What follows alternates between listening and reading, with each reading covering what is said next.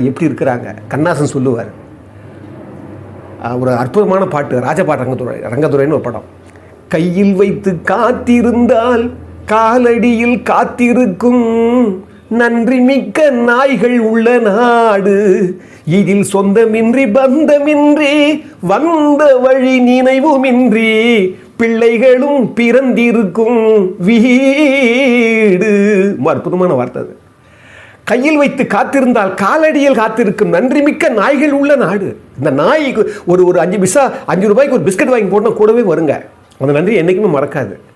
ஒரு அரசியலில் முகவரி கொடுத்து பண்ணியிருக்க இவங்களுக்கு இன்னைக்கு அதே துரைமுருகன் சொல்கிறாரு, திரு உதயநிதியினுடைய புத்தி கூர்மையை பார்த்து அன்றைக்கே வியந்தார் கருணாநிதி என்றார் ஒரு இடத்துல.